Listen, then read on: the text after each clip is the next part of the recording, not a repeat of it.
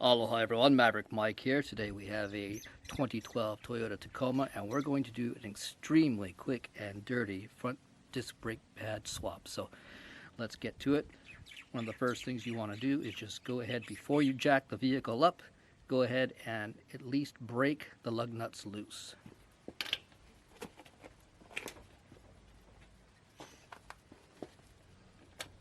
Man, someone was serious about putting these things on. Alright, I got the vehicle on as level ground as I have. I've got the vehicle in gear, I got the parking brake set, and I've got the wheels chalked. Now we're going to go ahead and jack this up. For my purposes today, I'm only going to jack up one side at a time. I'm going to jack this up until this tire is off the ground. Then we're going to put one jack stand underneath here on the frame.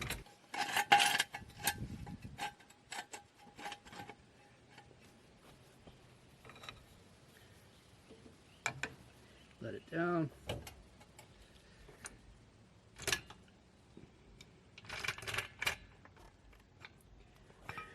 Now I'll give the vehicle a good shake. Okay, now let's finish taking the tire off. So now I'm going to go ahead and force the piston back into the caliper. And what I'm going to do is I'm going to stick a screwdriver between the caliper and into one of these vents on the rotor, and I'm going to force the caliper piston back into place.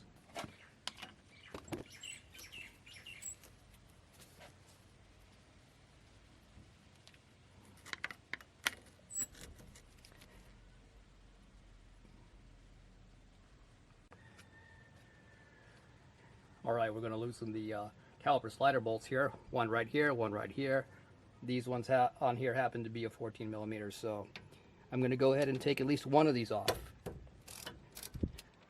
I'm going to leave the bottom one on because I may not have to take this all the way off, so let's see.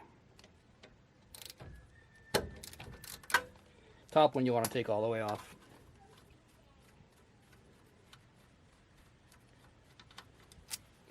Okay. Slide that back like that. Now I'm going to take one of these brake pads off here, the back one right for now. Okay, so here's the brake piston right here. We want to push this back into its housing, so I'm just going to stick a brake pad on here, like that. And I'm going to go ahead and use a C-clamp to push that back in. Let's push this piston all the way back in. And if you don't have a C-clamp, there's other ways that you can do it. It's just that this is really easy.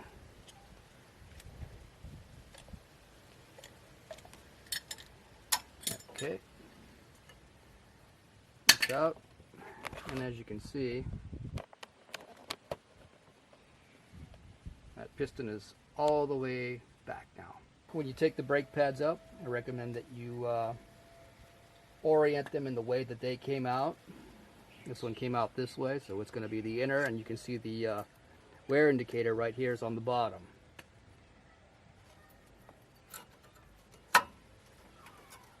This is the outboard one, and the wear indicator is also on the bottom. We want to just make sure that we put that back in the right place.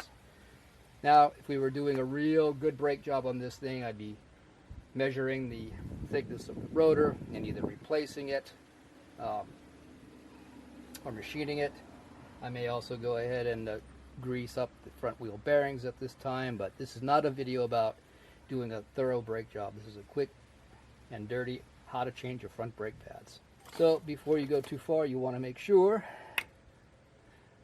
that your brake pads are the same as what you took out. Match them up. They're looking good. All right.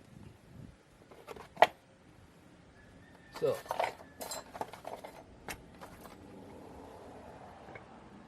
I'm going to put this one on the outboard, and I'm going to put this wear indicator right on this so that it's facing, this part of it is facing in. Right here there's a little notch, and on the wear indicator there's a little tab right there that fits into that notch. So just press it in place. Make sure it's all the way in.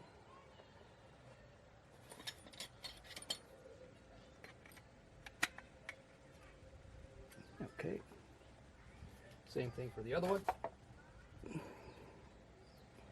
This one's going to be out like this, so this is going to face in.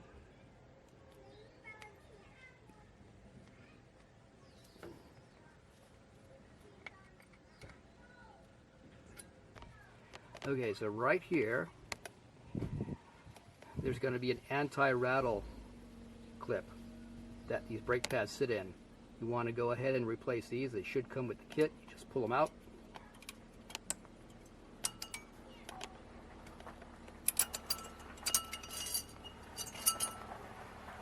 Your kit should come with new anti-rattle clips. You just want to match it up, make sure it looks good, make sure it's the same, all the tabs are the same, and then go ahead and install them. There's going to be one on the top side and one on the bottom side on this.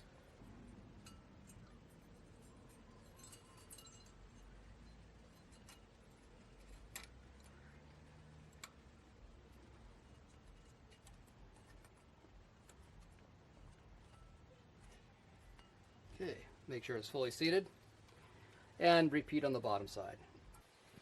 Okay, now we're going to go ahead and put our brake pads in. These ones already come with a backing on it, so you won't have to put one on separately. It may be loose in the box. If so, just put it on.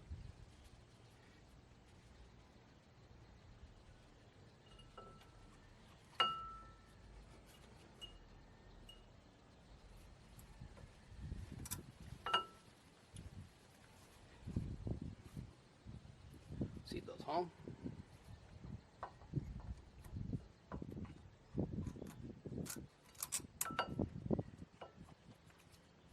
Okay, if you need more room, take that bolt out, remove this and put this on top of here, or hang it on a piece of wire or something.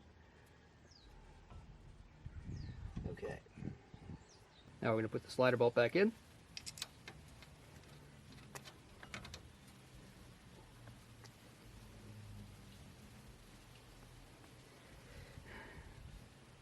Now I'm not going to tell you the torque for these. Find out what the torque is for your own year and use that torque spec. But for right now, I'm just going to snug them down.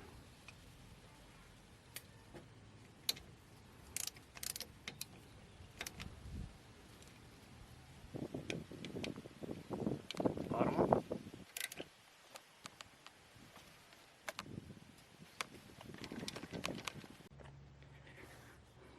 All right, once you have the bolts torqued down, go ahead, overlook everything one more time, take a look, spin the rotor, see if there's any binding or anything going on, any weird noises. Nope, okay. Let's go ahead and put the wheel on. I do recommend starting all the lug nuts by hand, don't just blast them on.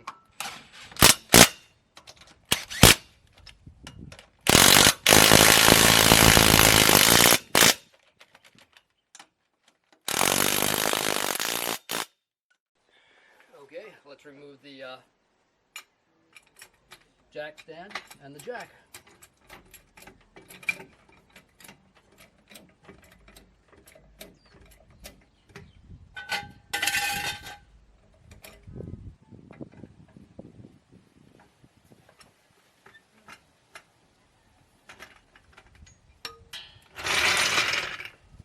Okay, next step is to go ahead and torque your lug nuts. Again, you look up your own spec for your own year and your own application and torque it to that spec.